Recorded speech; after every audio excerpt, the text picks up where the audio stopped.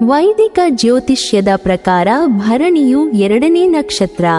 ಭರಣಿ ಎಂದರೆ ಪೋಷಿಸುವವನು ಎಂದರ್ಥ. ನಕ್ಷತ್ರಗಳ ಮಾಲಿಕೆಯಲ್ಲಿ 2ನೇ ನಕ್ಷತ್ರವೇ ಭರಣಿ ನಕ್ಷತ್ರ. ಇದು ನೋಡಲು ತ್ರಿಕೋನ ಆಕಾರದಲ್ಲಿದ್ದು 3 ನಕ್ಷತ್ರಗಳಿಂದ ಕೂಡಿವೆ. ವೈದಿಕ ಧರ್ಮದಂತೆ ಈ ನಕ್ಷತ್ರಕ್ಕೆ ಅಧಿಪತಿ ಯಮ. ವಿದ್ಯಾಧಿದೇವತೆ ಮಹಾಮಾನಸಿ ದೇವಿಯಾಗಿದ್ದಾರೆ. ಧರ್ಮರಾಯ ಮತ್ತು ದುರ್ಯೋಧನ ಈ ನಕ್ಷತ್ರದಲ್ಲೇ ಜನಿಸಿದವರು. ಹಿಂದೂ ಧರ್ಮದ ಪ್ರಕಾರ ವ್ಯಕ್ತಿಯ ಸಾವನ್ನು ನಿರ್ಧರಿಸುವ ಯಮರಾಜನು ಭರಣಿ ನಕ್ಷತ್ರವನ್ನು ಆಳುತ್ತಾನೆ. ಸ್ತ್ರೀಯ ಸಂತಾನೋತ್ಪತ್ತಿಯ ಅಂಗದ ಪ್ರಾತಿನಿಧ್ಯವಾದ ಯೋನಿಯು ಭರಣಿ ನಕ್ಷತ್ರದ ಸಂಕೇತವಾಗಿದೆ. ಅತ್ಯಂತ ಶಾಖ ಮತ್ತು ಬೆಂಕಿಯನ್ನು ಪ್ರತಿನಿಧಿಸುವ ಶುಕ್ರನು ಭರಣಿ ನಕ್ಷತ್ರವನ್ನು ಆಳುವುದರಿಂದ ಈ ನಕ್ಷತ್ರದಲ್ಲಿ ಜನಿಸಿದ ವ್ಯಕ್ತಿಗಳಲ್ಲಿ ಸಾಮಾನ್ಯವಾಗಿಯೇ ಬೆಂಕಿಯಂತೆ ಸುಡುವ ಬೃಹತ್ ಚೈತನ್ಯವನ್ನು ಹೊಂದಿರುತ್ತಾರೆ. ಭರಣಿ ನಕ್ಷತ್ರದವರು ಯಾವುದೇ ವಿಷಯಕ್ಕೆ ಸಂಬಂಧಿಸಿದಂತೆ ಒಮ್ಮೆಲೆ ಧುಮುಕುವ ಪ್ರಯತ್ನ ಮಾಡುವುದಿಲ್ಲ. ಧನಾತ್ಮಕ ಮತ್ತು ಋಣಾತ್ಮಕ ರೂಪದಲ್ಲಿ ಆಯ್ಕೆಯನ್ನು ಮಾಡುತ್ತಾರೆ. ನಂತರ ಆ ಹಾದಿಯಲ್ಲಿಯೇ ಮುಂದೆ ಸಾಗುತ್ತಾರೆ. ಭರಣಿ ನಕ್ಷತ್ರದವರು ಗಣಕೂಟದಲ್ಲಿ ಮನುಷ್ಯ ಗಣವಾಗುತ್ತಾರೆ. ಸಂಗೀತ, ನೃತ್ಯ, ಕಲೆ ಮತ್ತು ನಟನೆಗೆ ಸಂಬಂಧಿಸಿದ ಕ್ಷೇತ್ರಗಳಲ್ಲಿ ನೀವು ವಿಶೇಷ ಯಶಸ್ಸನ್ನು ಪಡೆಯಬಹುದು.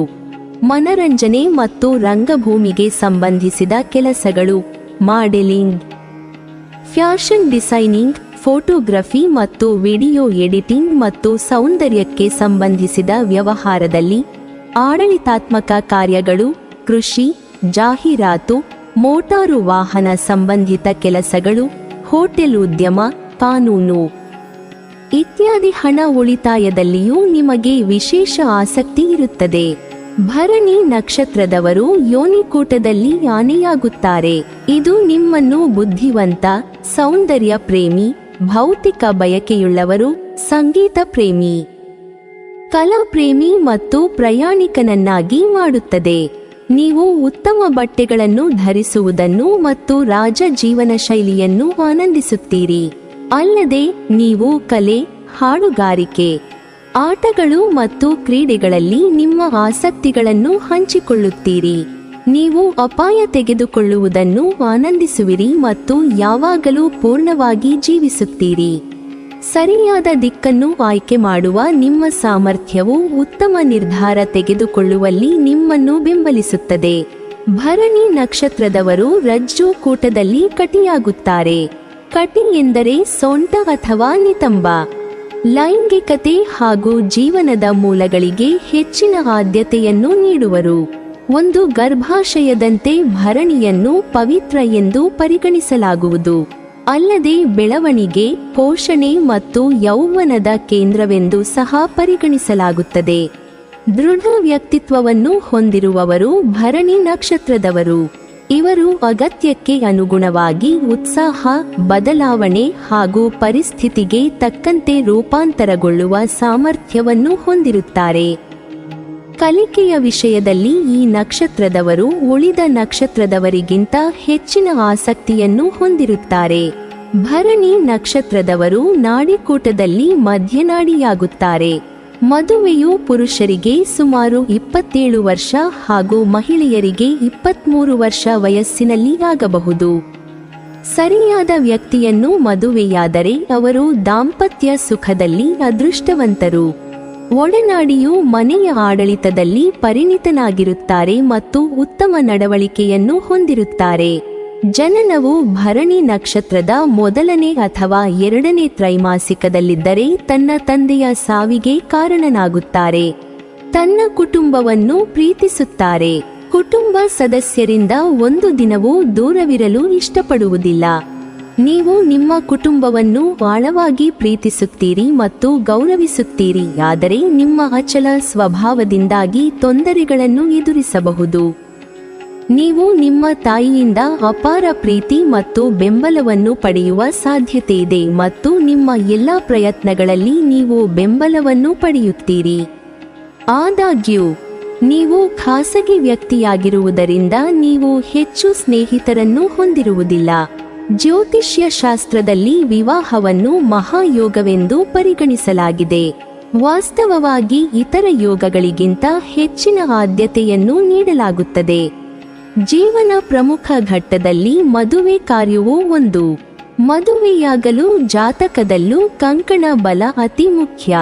ಇದರಲ್ಲಿ ವೇದಕೂಟವು ಒಂದು ಮುಖ್ಯವಾದ ಅಂಶವಾಗಿದೆ. ಭರಣಿ ನಕ್ಷತ್ರಕ್ಕೆ ಅನುರಾಧ ನಕ್ಷತ್ರವು ವೇದಿಯಾಗುತ್ತದೆ. ಅಂದರೆ ಮೇಷ ರಾಶಿಯ ಭರಣಿ ನಕ್ಷತ್ರದ ಸ್ತ್ರೀ ಅಥವಾ ಪುರುಷರು ವೃಶ್ಚಿಕ ರಾಶಿಯ ಅನುರಾಧ ನಕ್ಷತ್ರದವರನ್ನು ವಿವಾಹವಾಗಬಾರದು, ಏಕೆಂದರೆ ಭರಣಿ ನಕ್ಷತ್ರ ಮತ್ತು ಅನುರಾಧ ನಕ್ಷತ್ರವು ವೇದಿಯಾಗುತ್ತದೆ.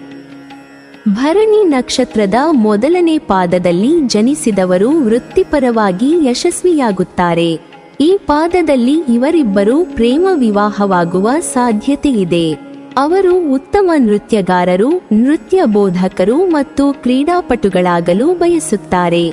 ಮತ್ತೊಂದೆಡೆ ಇವರು ತಮ್ಮ ಜೀವನವನ್ನು ಅಪಾಯಕ್ಕೆ ತಳ್ಳುವ ಸಾಧ್ಯತೆಯಿದೆ. ಭರಣಿ ನಕ್ಷತ್ರ ಎರಡನೇ ಪಾದದಲ್ಲಿ ಜನಿಸಿದವರು ವಿರುದ್ಧ ಲಿಂಗದ ಕಡೆಗೆ ಆಕರ್ಷಿತರಾಗುತ್ತಾರೆ. ಅವರು ತಮ್ಮ ಸ್ವಂತ ವ್ಯವಹಾರವನ್ನು ಪ್ರಾರಂಭಿಸಲು ಬಯಸುತ್ತಾರೆ ಮತ್ತು ಇತರರಿಗೆ ಕೆಲಸ ಮಾಡಲು ಆಸಕ್ತಿ ಹೊಂದಿರುವುದಿಲ್ಲ. ಜೀವನದ ಹೆಚ್ಚಿನ ಅಂಶಗಳಲ್ಲಿ ಅವರು ತೃಪ್ತರಾಗುವ ಸಾಧ್ಯತೆಯಿದೆ. ತಮ್ಮ ತಾಯಿಯ ಅಜ್ಜನಿಂದ ಸಂಪತ್ತನ್ನು ಸಂಗ್ರಹಿಸಬಹುದು. ಅವರು ಉತ್ತಮ ಶೈಕ್ಷಣಿಕ ಹಿನ್ನೆಲೆಯನ್ನು ಹೊಂದಿದ್ದಾರೆ. ಭರಣಿ ನಕ್ಷತ್ರ ಮೂರನೇ ಪಾದದಲ್ಲಿ ಜನಿಸಿದವರು ತಮ್ಮ ಸ್ವಂತ ವ್ಯವಹಾರವನ್ನು ಪ್ರಾರಂಭಿಸಲು ನಂಬುತ್ತಾರೆ. ನಿಮ್ಮ ಸಂಗಾತಿಯು ನಿಮ್ಮ ವ್ಯವಹಾರವನ್ನು ನಿರ್ವಹಿಸುವಂತೆ ಅಥವಾ ಅವರ ಹೆಸರಿನಲ್ಲಿ ವ್ಯಾಪಾರವನ್ನು ಹೊಂದಲು ಸಲಹೆ ನೀಡಲಾಗುತ್ತದೆ. ಅವರು ನೃತ್ಯ ಬೋಧಕರು, ನಟರು, ರೂಪದರ್ಶಿಗಳು, ಕ್ಯಾಟರರ್ಗಳು ಇತ್ಯಾದಿಯಾಗಿ ಕೆಲಸ ಮಾಡಿದರೆ ಯಶಸ್ವಿಯಾಗುವ ಸಾಧ್ಯತೆಯಿದೆ. ಭರಣಿ ನಕ್ಷತ್ರದ ನಾಲ್ಕನೇ ಪಾದದಲ್ಲಿ ಜನಿಸಿದವರು ತುಂಬಾ ಶಕ್ತಿಯುತರು. ಅವರು ತಮ್ಮ ಶಕ್ತಿಯನ್ನು ಪರಿಣಾಮಕಾರಿಯಾಗಿ ಬಳಸಿದರೆ ಉತ್ತಮ ಪರಿಶೋಧಕರು, ಸಂಶೋಧಕರು, ಸ್ತ್ರೀರೋಗ ತಜ್ಞರು, ಛಾಯಾಗ್ರಾಹಕರು, ತನಿಖಾಧಿಕಾರಿಗಳು ಇತ್ಯಾದಿ ಆಗಬಹುದು. ಅವರು ಸಂಪತ್ತು ಮತ್ತು ಸೌಕರ್ಯವನ್ನು ಪಡೆಯಲು ಇತರರ ಲಾಭವನ್ನು ಪಡೆಯಬಹುದು.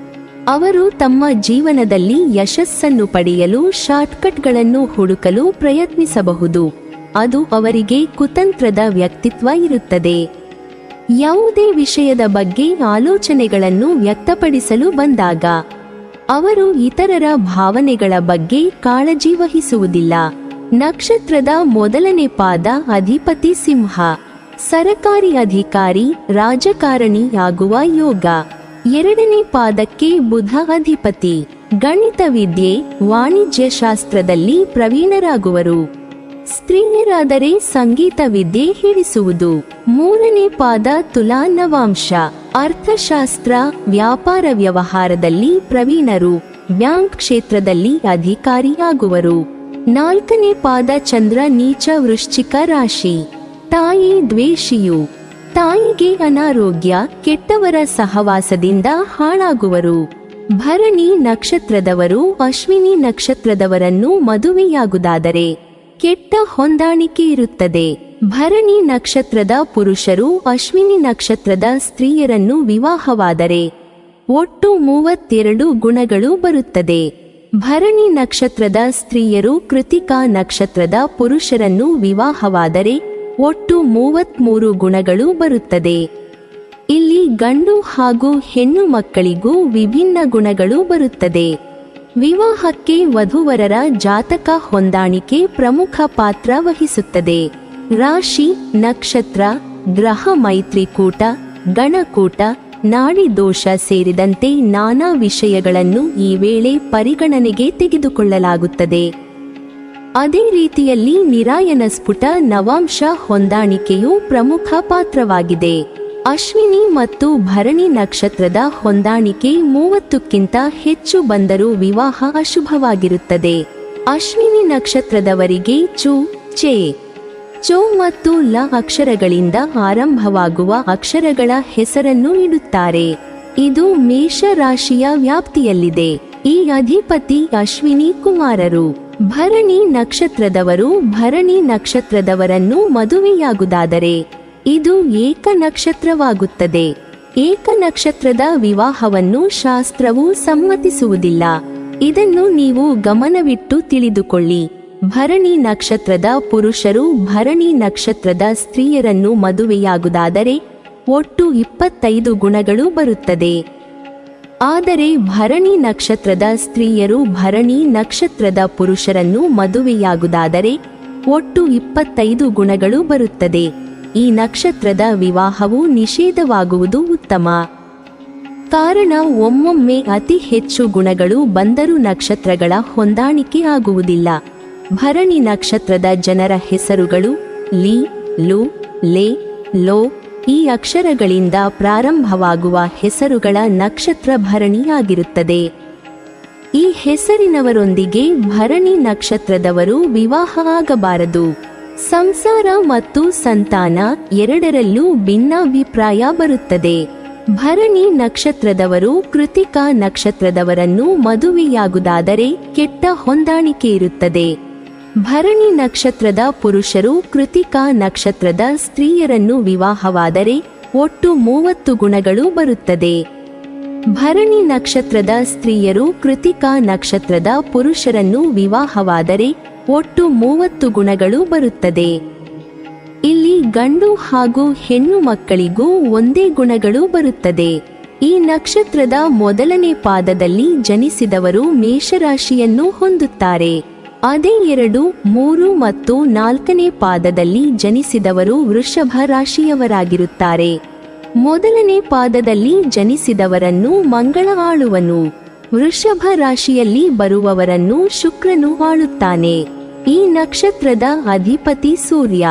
ಈ ಕಾರಣದಿಂದಾಗಿಯೇ ಇವರು ಬಾಲ್ಯದಿಂದಲೂ ಓದುವ ಮತ್ತು ಬರೆಯುವ ವಿಷಯದಲ್ಲಿ ಹೆಚ್ಚಿನ ಆಸಕ್ತಿ ಹೊಂದಿರುತ್ತಾರೆ.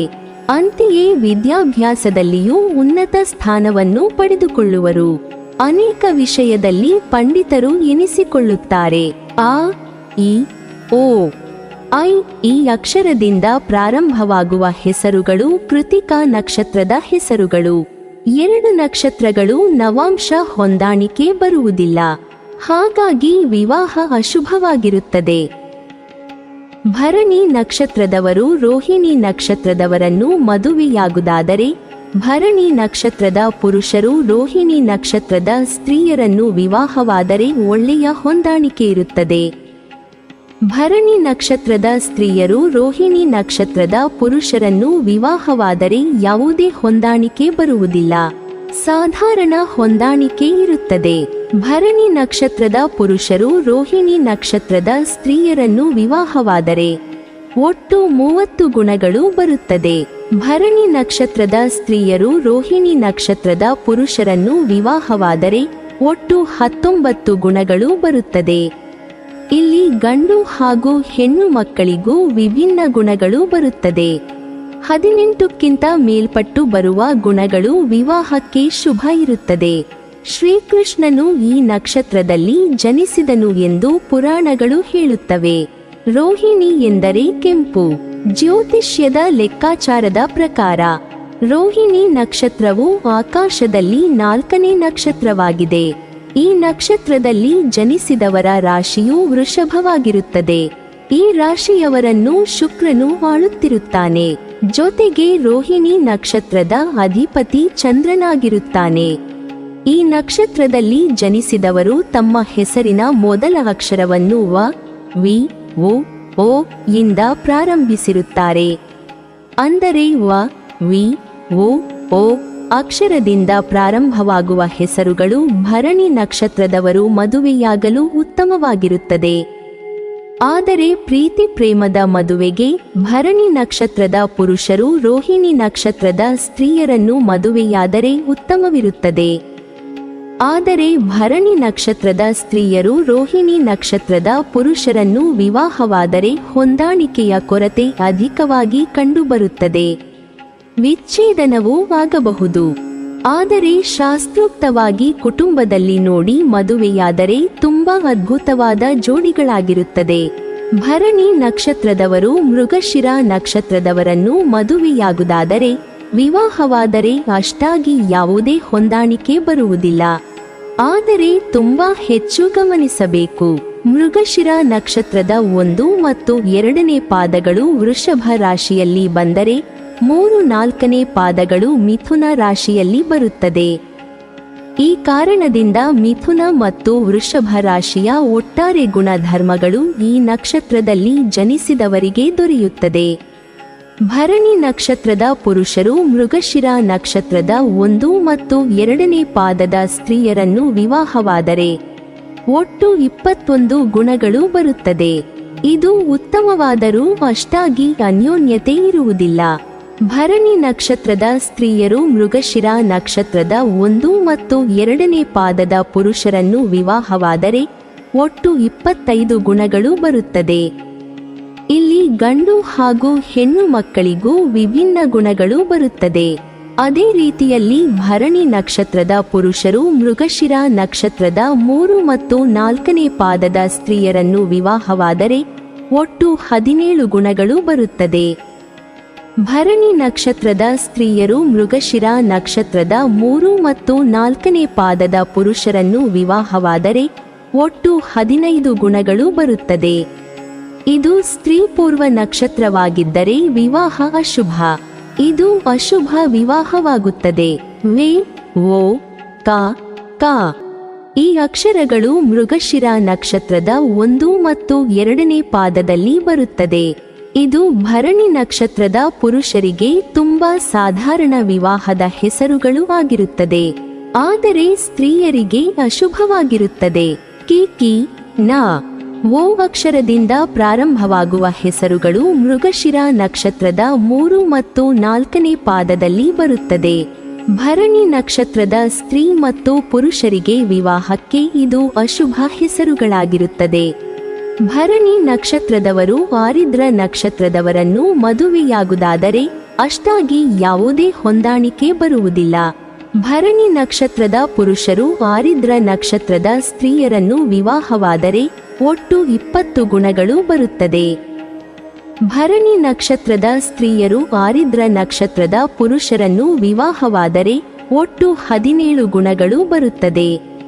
ಇಲ್ಲಿ ಗಂಡು ಹಾಗೂ ಹೆಣ್ಣು ಮಕ್ಕಳಿಗೂ ವಿಭಿನ್ನ ಗುಣಗಳು ಬರುತ್ತದೆ. ಈ ನಕ್ಷತ್ರದ ವಿವಾಹವು ಅತ್ಯಂತ ನೀಚ ಸ್ಥಿತಿಯಲ್ಲಿರುತ್ತದೆ.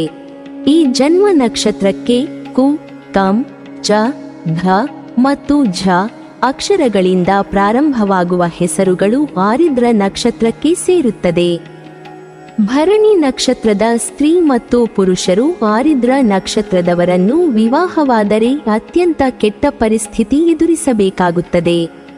ಅಲ್ಲದೆ ತಿಳಿಯದೆ ಪ್ರೇಮ ವಿವಾಹವಾದರೆ ಇಬ್ಬರಲ್ಲೊಬ್ಬರಿಗೆ ಮೃತ್ಯು ಒದಗುತ್ತದೆ ಅಥವಾ ವಿಚ್ಛೇದನವಾಗುತ್ತದೆ. ಇದು ಪರಸ್ಪರ ಗಂಡ ಹೆಂಡತಿ ನಡುವೆ ಬರುವ ಸಮಸ್ಯೆಯಿಂದ ಉಂಟಾಗುವ ಕಂಟಕವಾಗುತ್ತದೆ. ಭರಣಿ ನಕ್ಷತ್ರದವರು ಪುನರ್ವಸು ನಕ್ಷತ್ರದವರನ್ನು ಮದುವೆಯಾಗುವುದಾದರೆ ಉತ್ತಮವಾದ ಹೊಂದಾಣಿಕೆ ಇರುತ್ತದೆ. ಈ ನಕ್ಷತ್ರದ 3 ಪಾದ ಮಿಥುನದಲ್ಲಿಯೂ 1 ಪಾದ ಕರ್ಕಾಟಕದಲ್ಲಿಯೂ ಇರುವುದು. ಭರಣಿ ನಕ್ಷತ್ರದ ಪುರುಷರು ಪುನರ್ವಸು ನಕ್ಷತ್ರದ 1, 2 ಮತ್ತು 3 ಪಾದದ ಸ್ತ್ರೀಯರನ್ನು ವಿವಾಹವಾದರೆ ಒಟ್ಟು 15 ಗುಣಗಳು ಬರುತ್ತದೆ. ಅಷ್ಟಾಗಿ ಯಾವುದೇ ಹೊಂದಾಣಿಕೆ ಬರುವುದಿಲ್ಲ. ಭರಣಿ ನಕ್ಷತ್ರದ ಸ್ತ್ರೀಯರು ಪುನರ್ವಸು ನಕ್ಷತ್ರದ 1, 2 ಮತ್ತು 3 ಪಾದದ ಪುರುಷರನ್ನು ವಿವಾಹವಾದರೆ ಒಟ್ಟು 20 ಗುಣಗಳು ಬರುತ್ತದೆ. ಅಷ್ಟಾಗಿ ಯಾವುದೇ ಹೊಂದಾಣಿಕೆ ಬರುವುದಿಲ್ಲ. ಭರಣಿ ನಕ್ಷತ್ರದ ಪುರುಷರು ಪುನರ್ವಸು ನಕ್ಷತ್ರದ 4ನೇ ಪಾದದ ಸ್ತ್ರೀಯರನ್ನು ವಿವಾಹವಾದರೆ ಒಟ್ಟು 25 ಗುಣಗಳು ಬರುತ್ತದೆ. ಉತ್ತಮವಾದ ಹೊಂದಾಣಿಕೆ ಇರುತ್ತದೆ.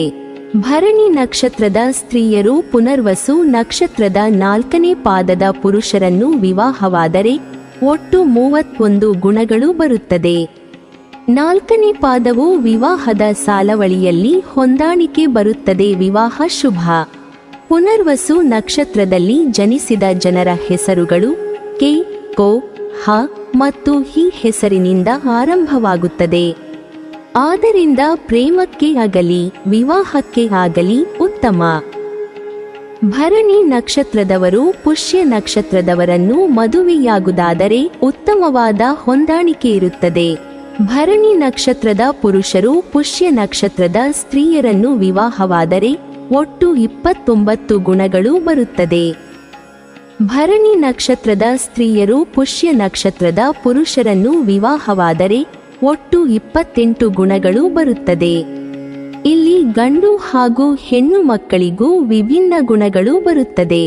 ಪುಷ್ಯ ಎಂಬ ಪದದ ಒಂದು ಅರ್ಥವೆಂದರೆ ಪೋಷಿಸುವವನು. ಇದು ಚೈತನ್ಯ, ಶಕ್ತಿ ಮತ್ತು ಬೆಚ್ಚಗಿನ ಕಾಳಜಿಯುಳ್ಳ ಸ್ವಭಾವವನ್ನು ಸೂಚಿಸುತ್ತದೆ.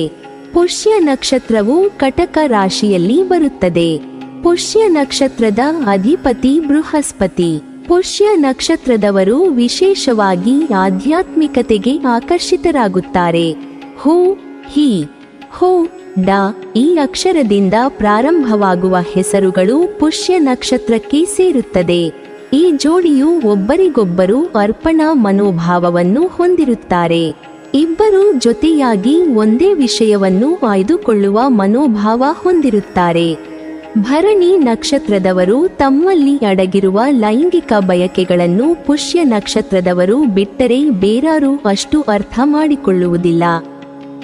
ಭರಣಿ ನಕ್ಷತ್ರದ ಸ್ತ್ರೀ ಮತ್ತು ಪುರುಷರಿಗೆ ಪುಷ್ಯ ನಕ್ಷತ್ರದವರು ಹೇಳಿ ಮಾಡಿಸಿದ ಜೋಡಿಗಳಾಗಿರುತ್ತಾರೆ. ಭರಣಿ ನಕ್ಷತ್ರದವರು ಆಶ್ಲೇಷ ನಕ್ಷತ್ರದವರನ್ನು ಮದುವೆಯಾಗುವುದಾದರೆ ಉತ್ತಮವಾದ ಹೊಂದಾಣಿಕೆ ಇರುತ್ತದೆ. ಭರಣಿ ನಕ್ಷತ್ರದ ಪುರುಷರು ಆಶ್ಲೇಷ ನಕ್ಷತ್ರದ ಸ್ತ್ರೀಯರನ್ನು ವಿವಾಹವಾದರೆ ಒಟ್ಟು 22 ಗುಣಗಳು ಬರುತ್ತದೆ. ಭರಣಿ ನಕ್ಷತ್ರದ ಸ್ತ್ರೀಯರು ಆಶ್ಲೇಷ ನಕ್ಷತ್ರದ ಪುರುಷರನ್ನು ವಿವಾಹವಾದರೆ ಒಟ್ಟು 27 ಗುಣಗಳು ಬರುತ್ತದೆ. ಆದರೆ ಆಶ್ಲೇಷ ನಕ್ಷತ್ರದ 2ನೇ ಹಂತದಲ್ಲಿ ಜನಿಸಿದ ಮಗು ಸಂಪತ್ತನ್ನು ನಾಶಪಡಿಸುತ್ತದೆ ಮತ್ತು 3ನೇ ಹಂತದಲ್ಲಿ ಜನಿಸಿದ ಮಗು ತಾಯಿಗೆ ತೊಂದರೆಯಾಗುತ್ತದೆ. 4ನೇ ಹಂತದಲ್ಲಿ ಜನಿಸಿದ ಮಗು ತಂದೆಗೆ ತೊಂದರೆ ನೀಡುತ್ತದೆ. ಮೊದಲ ನಕ್ಷತ್ರದಲ್ಲಿ ಜನಿಸಿದ ಮಗು ಸಂತೋಷ ಮತ್ತು ಶಾಂತಿಯನ್ನು ತರುತ್ತದೆ. ಆದರೆ ಪ್ರತಿಯೊಂದಕ್ಕೂ ಪರಿಹಾರ ಇರುತ್ತದೆ. ಪರಿಹಾರ ಕ್ರಮಗಳನ್ನು ಅನುಸರಿಸಿಕೊಂಡು ಮದುವೆಯಾಗುವುದು ಸೂಕ್ತ. ಭರಣಿ ನಕ್ಷತ್ರದ ಪುರುಷರು ಒಂದು ವೇಳೆ ತಮ್ಮ ತಂದೆ ತಾಯಿ ಆರೋಗ್ಯವಾಗಿದ್ದರೆ ಆಶ್ಲೇಷ ನಕ್ಷತ್ರದ ವಿವಾಹ ಮಾಡುವುದನ್ನು ಬೇಡವೆನ್ನಬಹುದು. ಸಾಮಾನ್ಯವಾಗಿ ಆಶ್ಲೇಷ ನಕ್ಷತ್ರದ 4ನೇ ಪಾದದ ಸ್ತ್ರೀಯರನ್ನು ಅತ್ತೆ ಇಲ್ಲದ ಮನೆಗೆ ಕೊಡುವುದು ಸೂಕ್ತ. ಭರಣಿ ನಕ್ಷತ್ರದ ಸ್ತ್ರೀಯರಿಗೆ ಯಾವುದೇ ಸಮಸ್ಯೆ ಇಲ್ಲ. ಆಶ್ಲೇಷ ನಕ್ಷತ್ರದ ಪುರುಷರ ಜೊತೆ ವಿವಾಹ ಮಾಡಬಹುದು. ಪ್ರೇಮ ವಿವಾಹವನ್ನು ಮಾಡಿಕೊಳ್ಳಬಹುದು. ಡು, ಡಿ, ಡು, ಡಿ ಈ ಅಕ್ಷರದಿಂದ ಪ್ರಾರಂಭವಾಗುವ ಹೆಸರುಗಳು ಆಶ್ಲೇಷ ನಕ್ಷತ್ರಕ್ಕೆ ಬರುತ್ತದೆ. ಭರಣಿ ನಕ್ಷತ್ರದವರು ಮಖಿ ನಕ್ಷತ್ರದವರನ್ನು ಮದುವೆಯಾಗುವುದಾದರೆ ಉತ್ತಮವಾದ ಹೊಂದಾಣಿಕೆ ಇರುತ್ತದೆ.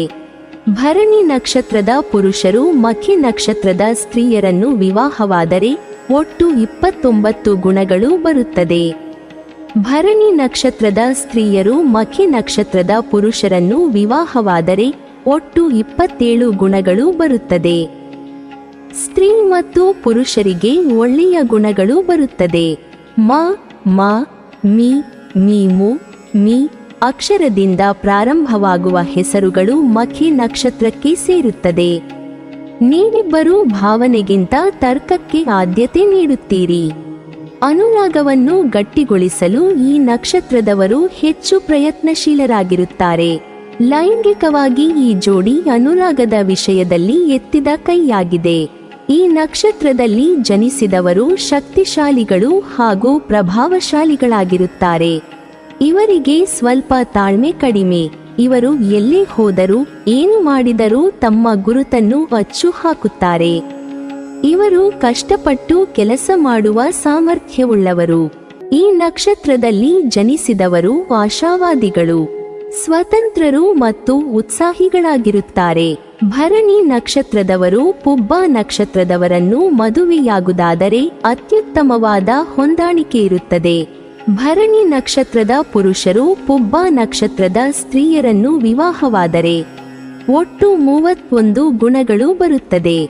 ಭರಣಿ ನಕ್ಷತ್ರದ ಸ್ತ್ರೀಯರು ಪುಬ್ಬ ನಕ್ಷತ್ರದ ಪುರುಷರನ್ನು ವಿವಾಹವಾದರೆ ಒಟ್ಟು 31 ಗುಣಗಳು ಬರುತ್ತದೆ. 2 ನಕ್ಷತ್ರದವರು ಒಂದೇ ರೀತಿಯ ಸಂಪ್ರದಾಯಗಳು ಮತ್ತು ಮೌಲ್ಯ ವ್ಯವಸ್ಥೆಗಳನ್ನು ಹೊಂದಿರುತ್ತಾರೆ. ಈ ಎರಡೂ ರಾಶಿಯವರು ನಕ್ಷತ್ರದವರು ಬೆಸೆಯಲು ಹೆಚ್ಚು ಪ್ರಬಲರಾಗಿರುತ್ತಾರೆ. ಬೌದ್ಧಿಕವಾಗಿ ಉತ್ತೇಜಿಸುವ ಜೋಡಿಯು ಸ್ನೇಹಿತರಿಂದ ಪ್ರೇಮಿಗಳಿಗೆ ಪರಿಪೂರ್ಣ ಹೊಂದಾಣಿಕೆಯಾಗಿದೆ. ಅಂದರೆ ಲವ್ ಮ್ಯಾರೇಜ್, ಅರೇಂಜ್ ಮ್ಯಾರೇಜ್ ಆದರೆ ಎರಡಕ್ಕೂ ಶುಭ ಫಲ. ಒಂದು ವೇಳೆ ಭರಣಿ ನಕ್ಷತ್ರದವರು ಪುಬ್ಬ ನಕ್ಷತ್ರದವರನ್ನು ಲವ್ ಮ್ಯಾರೇಜ್ ಆದರೆ ಪ್ರಪಂಚವನ್ನೇ ಸುತ್ತು ಹಾಕುತ್ತಾರೆ. ಈ ನಕ್ಷತ್ರದವರು ಆತ್ಮಸಂಗಾತಿಗಳಾಗಿ ಒಬ್ಬರಿಗೊಬ್ಬರು ವಿಲೀನಗೊಳ್ಳುತ್ತಾರೆ. ಪರಸ್ಪರ ವಿಲೀನಗೊಳ್ಳುವ ನಿಮ್ಮ ಬಯಕೆ ಯಾವಾಗಲೂ ಇರುತ್ತದೆ ಮತ್ತು ಅವರ ಸಂಪೂರ್ಣ ಸಂಬಂಧ ಯಾವಾಗಲೂ ಹಸಿರಾಗುತ್ತದೆ. ಸರಿಯಾಗಿ ಹೇಳಬೇಕೆಂದರೆ ಈ ನಕ್ಷತ್ರದವರ ಜೋಡಿಯು ಒಂದು ಶಿಶು ವಿಹಾರವನ್ನೇ ಪಡೆಯುವಷ್ಟು ಮಕ್ಕಳನ್ನು ಹೊಂದಬಹುದು. ಅಷ್ಟು ಹೊಂದಾಣಿಕೆ ಇರುತ್ತದೆ. ಒಬ್ಬ ನಕ್ಷತ್ರದವರಿಗೆ ತಂದೆ ತಾಯಿಯ ಬಗ್ಗೆ ವಿಶೇಷವಾದ ಪ್ರೀತಿ, ಅಕ್ಕರೆ, ಗೌರವ ಇರುತ್ತದೆ. ಎದುರಾಗುವ ಅಡೆತಡೆಗಳನ್ನು ಮೀರಿ ಸುಖ ಮತ್ತು ಸಂತೃಪ್ತಿಯ ದಾಂಪತ್ಯ ಜೀವನ ನಡೆಸುತ್ತಾರೆ. ಪ್ರತಿಯೊಬ್ಬರನ್ನು ಗೌರವಿಸುವ ಇವರು ಬೇರೆಯವರಿಂದಲೂ ಗೌರವ ನಿರೀಕ್ಷಿಸುತ್ತಾರೆ. ಮೋ, ಟ, ಟಿ, ಟಿ, ಟು ಈ ಅಕ್ಷರದಿಂದ ಪ್ರಾರಂಭವಾಗುವ ಹೆಸರುಗಳು ಪುಬ್ಬ ನಕ್ಷತ್ರಕ್ಕೆ ಸೇರುತ್ತದೆ. ಭರಣಿ ನಕ್ಷತ್ರದವರು ಉತ್ತರ ನಕ್ಷತ್ರದವರನ್ನು ಮದುವೆಯಾಗುವುದಾದರೆ ಒಳ್ಳೆಯ ಹೊಂದಾಣಿಕೆ ಇರುತ್ತದೆ. ಈ ನಕ್ಷತ್ರದವರ ಹೆಸರಿನ ಮೊದಲ ಅಕ್ಷರ ಟೆ, ಟೊ, ಪ, ಪಿ ಎಂಬ ಅಕ್ಷರಗಳಿಂದ ಹೆಸರುಗಳಿರುತ್ತದೆ. ಉತ್ತರ ನಕ್ಷತ್ರದ ಮೊದಲನೆಯ ಪಾದವು ಸಿಂಹ ರಾಶಿಯಲ್ಲಿ ಬಂದರೆ ಉಳಿದ 3 ಪಾದಗಳು ಕನ್ಯಾ ರಾಶಿಯಲ್ಲಿ ಬರುತ್ತದೆ. ಈ ಕಾರಣದಿಂದ ಉತ್ತರ ನಕ್ಷತ್ರದಲ್ಲಿ ಜನಿಸಿದವರಿಗೆ ಸಿಡುಕಿನ ಸ್ವಭಾವ ಇರುತ್ತದೆ, ಹಾಗೆ ತಾಳ್ಮೆಯ ಸ್ವಭಾವ ಇರುತ್ತದೆ. ಇವರು ಸುಲಭವಾಗಿ ಸೋಲನ್ನು ಒಪ್ಪಿಕೊಳ್ಳುವುದಿಲ್ಲ. ಭರಣಿ ನಕ್ಷತ್ರದ ಪುರುಷರು ಉತ್ತರ ನಕ್ಷತ್ರದ ಮೊದಲನೇ ಪಾದದ ಸ್ತ್ರೀಯರನ್ನು ವಿವಾಹವಾದರೆ ಒಟ್ಟು 34 ಗುಣಗಳು ಬರುತ್ತದೆ. ಆದರೆ 2, 3, 4ನೇ ಪಾದದಲ್ಲಿ ಮದುವೆಯಾಗುವುದಾದರೆ 21 ಗುಣಗಳು ಬರುತ್ತದೆ. ಭರಣಿ ನಕ್ಷತ್ರದ ಸ್ತ್ರೀಯರು ಉತ್ತರ ನಕ್ಷತ್ರದ ಮೊದಲನೇ ಪಾದದ ಪುರುಷರನ್ನು ವಿವಾಹವಾದರೆ ಒಟ್ಟು 34 ಗುಣಗಳು ಬರುತ್ತದೆ. ಆದರೆ 2, 3, 4ನೇ ಪಾದದಲ್ಲಿ ಮದುವೆಯಾಗುವುದಾದರೆ ಕೇವಲ 27 ಗುಣಗಳು ಬರುತ್ತದೆ. ಹಾಗಾಗಿ ಕೇವಲ ಮೊದಲನೇ ಪಾದವು ಅತ್ಯುತ್ತಮವಾದ ಪಾದ. ಉಳಿದ ಪಾದಗಳು ಶುಭವಾದ ಕಾರಣ ವಿವಾಹವು ಶುಭವಾಗಿರುತ್ತದೆ. ಭರಣಿ ನಕ್ಷತ್ರದವರು ಹಸ್ತ ನಕ್ಷತ್ರದವರನ್ನು ಮದುವೆಯಾಗುವುದಾದರೆ ಉತ್ತಮವಾದ ಹೊಂದಾಣಿಕೆ ಇರುತ್ತದೆ. ಭರಣಿ ನಕ್ಷತ್ರದ ಪುರುಷರು ಹಸ್ತ ನಕ್ಷತ್ರದ ಸ್ತ್ರೀಯರನ್ನು ವಿವಾಹವಾದರೆ ಒಟ್ಟು 19 ಗುಣಗಳು ಬರುತ್ತದೆ. ಭರಣಿ ನಕ್ಷತ್ರದ ಸ್ತ್ರೀಯರು ಹಸ್ತ ನಕ್ಷತ್ರದ ಪುರುಷರನ್ನು ವಿವಾಹವಾದರೆ ಒಟ್ಟು 23 ಗುಣಗಳು ಬರುತ್ತದೆ. ಪು, ಫೆ, ನ, ಫ ಈ ಅಕ್ಷರದಿಂದ ಪ್ರಾರಂಭವಾಗುವ ಹೆಸರುಗಳು ಹಸ್ತ ನಕ್ಷತ್ರಕ್ಕೆ ಸೇರುತ್ತದೆ. ಸಾಲಾವಳಿಯಲ್ಲಿ 2 ನಕ್ಷತ್ರಗಳು ಉತ್ತಮವಾದ ನಕ್ಷತ್ರಗಳು. ಹಾಗಾಗಿ ಪ್ರೇಮ ವಿವಾಹ ಅಥವಾ ಅರೇಂಜ್ ಮ್ಯಾರೇಜ್ ಎರಡೂ ಶುಭವಾಗಿದೆ. ಭರಣಿ ನಕ್ಷತ್ರದವರು ಚಿತ್ತಾ ನಕ್ಷತ್ರದವರನ್ನು ಮದುವೆಯಾಗುವುದಾದರೆ ಸಾಧಾರಣ ಹೊಂದಾಣಿಕೆ ಇರುತ್ತದೆ. ಚಿತ್ತಾ ನಕ್ಷತ್ರದ 1 ಮತ್ತು 2ನೇ ಪಾದಗಳು ಕನ್ಯಾ ರಾಶಿಯಲ್ಲಿಯೂ ಉಳಿದ 3 ಮತ್ತು 4ನೇ ಪಾದಗಳು ತುಲಾ ರಾಶಿಯಲ್ಲಿಯೂ ಬರುತ್ತದೆ. ಭರಣಿ ನಕ್ಷತ್ರದ ಪುರುಷರು ಚಿತ್ತಾ ನಕ್ಷತ್ರದ 1 ಮತ್ತು 2ನೇ ಪಾದಗಳ ಸ್ತ್ರೀಯರನ್ನು ವಿವಾಹವಾದರೆ ಒಟ್ಟು 13 ಗುಣಗಳು ಬರುತ್ತದೆ. ಭರಣಿ ನಕ್ಷತ್ರದ ಸ್ತ್ರೀಯರು ಚಿತ್ತಾ ನಕ್ಷತ್ರದ 1 ಮತ್ತು 2ನೇ ಪಾದಗಳ ಪುರುಷರನ್ನು ವಿವಾಹವಾದರೆ ಒಟ್ಟು 20 ಗುಣಗಳು ಬರುತ್ತದೆ. ಪೆ, ಪೊ, ರ, ರ, ರಿ, ರಿ ಈ ಅಕ್ಷರದಿಂದ ಪ್ರಾರಂಭವಾಗುವ ಹೆಸರುಗಳು ಚಿತ್ತಾ ನಕ್ಷತ್ರಕ್ಕೆ ಸೇರುತ್ತದೆ. ಸಾಲಾವಳಿಯಲ್ಲಿ 2 ನಕ್ಷತ್ರಗಳು ತದ್ವಿರುದ್ಧ. ಹಾಗಾಗಿ ಪ್ರೇಮ ವಿವಾಹ ಅಥವಾ ಅರೇಂಜ್ ಮ್ಯಾರೇಜ್ ಎರಡೂ ಅಶುಭವಾಗಿದೆ. ಆದರೆ ಭರಣಿ ನಕ್ಷತ್ರದ ಪುರುಷರು ಚಿತ್ತಾ ನಕ್ಷತ್ರದ 3 ಮತ್ತು 4ನೇ ಪಾದಗಳ ಸ್ತ್ರೀಯರನ್ನು ವಿವಾಹವಾದರೆ ಒಟ್ಟು 24 ಗುಣಗಳು ಬರುತ್ತದೆ. ಭರಣಿ ನಕ್ಷತ್ರದ ಸ್ತ್ರೀಯರು ಚಿತ್ತಾ ನಕ್ಷತ್ರದ 3 ಮತ್ತು 4ನೇ ಪಾದಗಳ ಪುರುಷರನ್ನು ವಿವಾಹವಾದರೆ ಒಟ್ಟು 24 ಗುಣಗಳು ಬರುತ್ತದೆ. ಈ ನಕ್ಷತ್ರದ ಪಾದಗಳು ತುಲಾ ರಾಶಿ ಸೇರುವುದರಿಂದ ರಾಶಿಗಳು ಬೇರೆ ಬೇರೆಯಾಗುತ್ತದೆ. ವಿವಾಹವು ಉತ್ತಮವಾಗಿದೆ. ಭರಣಿ ನಕ್ಷತ್ರದವರು ಸ್ವಾತಿ ನಕ್ಷತ್ರದವರನ್ನು ಮದುವೆಯಾಗುವುದಾದರೆ ಅತ್ಯುತ್ತಮವಾದ ಹೊಂದಾಣಿಕೆ ಇರುತ್ತದೆ. ಭರಣಿ ನಕ್ಷತ್ರದ ಪುರುಷರು ಸ್ವಾತಿ ನಕ್ಷತ್ರದ ಸ್ತ್ರೀಯರನ್ನು ವಿವಾಹವಾದರೆ ಒಟ್ಟು 28 ಗುಣಗಳು ಬರುತ್ತದೆ.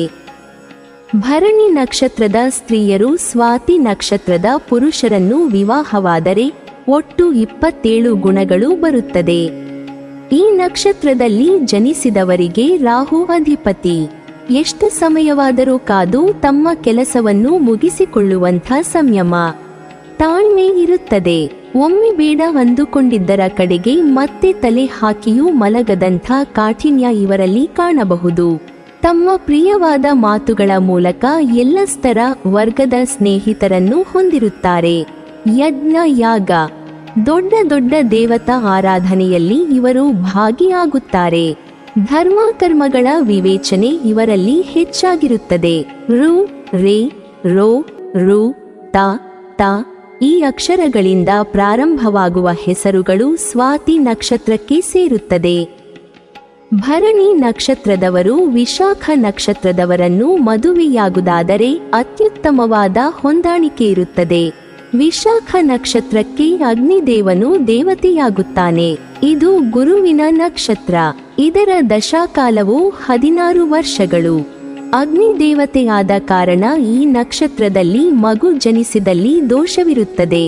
ವಿಶಾಖ ನಕ್ಷತ್ರದ 1, 2 ಮತ್ತು 3ನೇ ಪಾದಗಳು ತುಲಾ ರಾಶಿಯಲ್ಲಿ ಬರುತ್ತದೆ. ತುಲಾ ರಾಶಿಯ ಅಧಿಪತಿ ಶುಕ್ರ.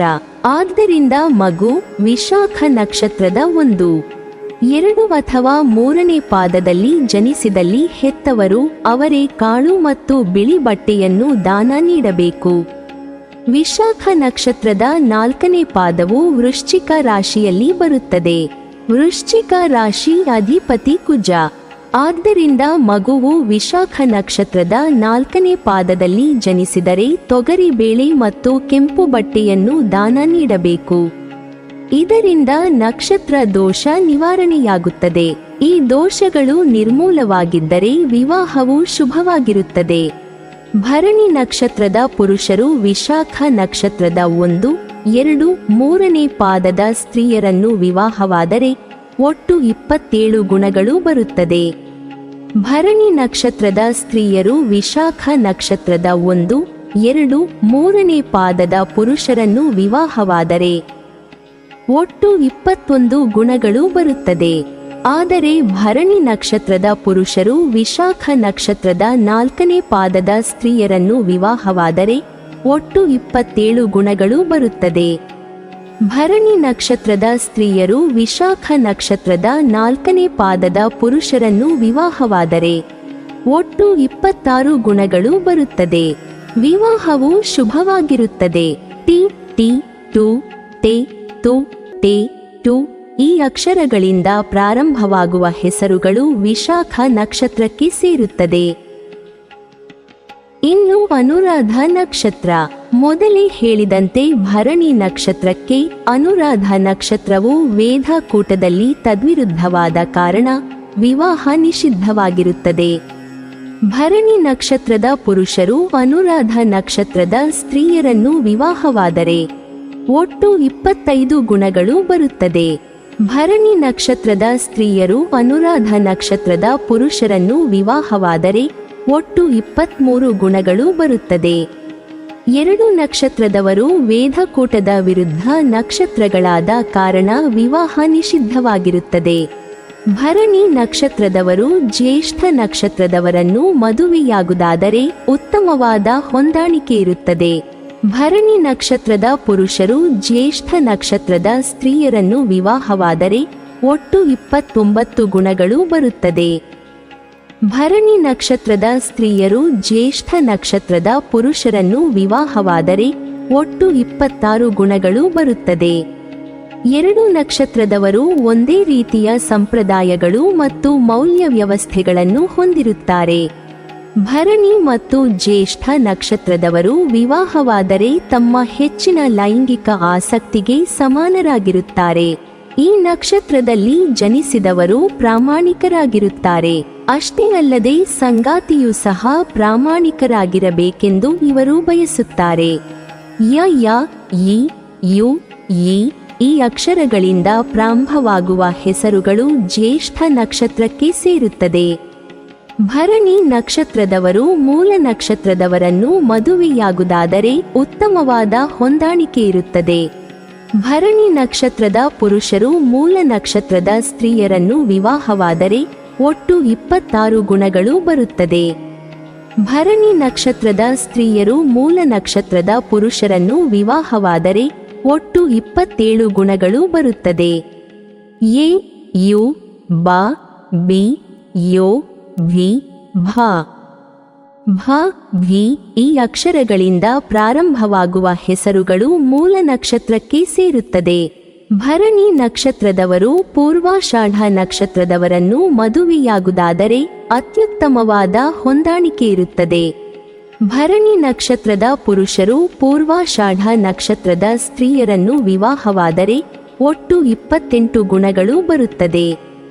ಭರಣಿ ನಕ್ಷತ್ರದ ಸ್ತ್ರೀಯರು ಪೂರ್ವಾಷಾಢ ನಕ್ಷತ್ರದ ಪುರುಷರನ್ನು ವಿವಾಹವಾದರೆ ಒಟ್ಟು 29 ಗುಣಗಳು ಬರುತ್ತದೆ. ಸ್ತ್ರೀ ಮತ್ತು ಪುರುಷರಿಗೆ ಉತ್ತಮವಾದ ಗುಣಗಳು ಬರುತ್ತದೆ. ಈ ನಕ್ಷತ್ರದಲ್ಲಿ ಜನಿಸಿದವರು ಸತ್ಯವನ್ನು ಹೇಳುವ ಗುಣವನ್ನು ಹೊಂದಿರುತ್ತಾರೆ. ವಿಚಾರಗಳು ಸಹ ನಿಷ್ಪಕ್ಷಪಾತವಾಗಿರುತ್ತವೆ. ಕರ್ತವ್ಯಗಳ ಬಗ್ಗೆ ಹೆಚ್ಚಿನ ಅರಿವು ಇವರಿಗಿರುತ್ತದೆ.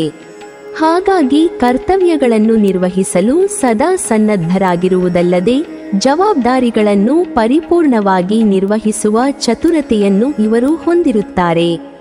ಈ ನಕ್ಷತ್ರದಲ್ಲಿ ಜನಿಸಿದವರು ಸುಂದರರು, ನೀತಿವಂತರು, ವಿದ್ಯಾವಂತರು, ಮರ್ಯಾದೆ ಮಹಾಪುರುಷರಾಗುವರು. ಯಾವುದಾದರೂ ಒಂದು ರಂಗದಲ್ಲಿ ಹೆಸರು ಗಳಿಸುವರು. ಸ್ತ್ರೀಯಾದರೆ ಜನರ ಆಕರ್ಷಣೆಗೆ ಪ್ರಧಾನವಾದ ಮೂಗು, ಹಣೆ ಮತ್ತು ಕಣ್ಣು ಉಳ್ಳವಳು, ಅತಿ ಸ್ಫುರದ್ರೂಪಿಯು, ಕೀರ್ತಿವಂತಳು, ಪ್ರತಿಷ್ಠಿತಳು, ಎಲ್ಲರಿಗೂ ಪ್ರಿಯವಾಗತಕ್ಕವಳು ಆಗುವಳು. ಬು ಡ ಭೂ ಫ ಧ ಈ ಅಕ್ಷರದಿಂದ ಪ್ರಾರಂಭವಾಗುವ ಹೆಸರುಗಳು ಪೂರ್ವಾಷಾಢ ನಕ್ಷತ್ರಕ್ಕೆ ಸೇರುತ್ತದೆ. ಭರಣಿ ನಕ್ಷತ್ರದವರು ಉತ್ತರಾಷಾಢ ನಕ್ಷತ್ರದವರನ್ನು ಮದುವೆಯಾಗುವುದಾದರೆ ಮೊದಲನೇ ಪಾದಕ್ಕೆ ಮಾತ್ರ ಅತ್ಯುತ್ತಮವಾದ ಹೊಂದಾಣಿಕೆ ಇರುತ್ತದೆ. ಈ ನಕ್ಷತ್ರದ ಅಧಿಪತಿ ಸೂರ್ಯ. ಈ ನಕ್ಷತ್ರದ ಮೊದಲ ಪಾದದಲ್ಲಿ ಜನಿಸಿದ ಜನರು ಧನು ರಾಶಿಯನ್ನು ತಮ್ಮ ರಾಶಿಯಾಗಿ ಹೊಂದಿದ್ದಾರೆ. ಅವರ ಅಧಿಪತಿ ಗುರುಗ್ರಹ. ಉಳಿದ 3 ಹಂತಗಳಲ್ಲಿ ಜನಿಸಿದ ಜನರು ಮಕರ ರಾಶಿಯನ್ನು ತಮ್ಮ ರಾಶಿಯಾಗಿ ಹೊಂದಿರುತ್ತಾರೆ. ಅವರ ಅಧಿಪತಿ ಶನಿ. ಹೀಗಾಗಿ ಈ ನಕ್ಷತ್ರದಲ್ಲಿ ಜನಿಸಿದ ಜನರು ತಮ್ಮ ಜೀವನದುದ್ದಕ್ಕೂ ಸೂರ್ಯ, ಗುರು ಮತ್ತು ಶನಿಯಿಂದ ಪ್ರಭಾವಿತರಾಗುತ್ತಾರೆ. ಈ ನಕ್ಷತ್ರವನ್ನು ಸಂಕೇತಿಸುವ ಮರವು ಹಲಸಿನ ಮರವಾಗಿದೆ. ಭರಣಿ ನಕ್ಷತ್ರದ ಪುರುಷರು ಉತ್ತರಾಷಾಢ ನಕ್ಷತ್ರದ ಮೊದಲನೇ ಪಾದದ ಸ್ತ್ರೀಯರನ್ನು ವಿವಾಹವಾದರೆ ಒಟ್ಟು 31 ಗುಣಗಳು ಬರುತ್ತದೆ. ಭರಣಿ ನಕ್ಷತ್ರದ ಸ್ತ್ರೀಯರು ಉತ್ತರಾಷಾಢ ನಕ್ಷತ್ರದ ಮೊದಲನೇ ಪಾದದ ಪುರುಷರನ್ನು ವಿವಾಹವಾದರೆ ಒಟ್ಟು 32 ಗುಣಗಳು ಬರುತ್ತದೆ. ಹಾಗೆಯೇ ಭರಣಿ ನಕ್ಷತ್ರದ ಪುರುಷರು ಉತ್ತರಾಷಾಢ ನಕ್ಷತ್ರದ 2, 3, 4ನೇ ಪಾದದ ಸ್ತ್ರೀಯರನ್ನು ವಿವಾಹವಾದರೆ ಒಟ್ಟು 21 ಗುಣಗಳು ಬರುತ್ತದೆ. ಭರಣಿ ನಕ್ಷತ್ರದ ಸ್ತ್ರೀಯರು ಉತ್ತರಾಷಾಢ ನಕ್ಷತ್ರದ 2, 3, 4ನೇ ಪಾದದ ಪುರುಷರನ್ನು ವಿವಾಹವಾದರೆ ಒಟ್ಟು 21 ಗುಣಗಳು ಬರುತ್ತದೆ. ಹಾಗಾಗಿ 2, 3, 4ನೇ ಪಾದ ವಿವಾಹಕ್ಕೆ ಶುಭವು.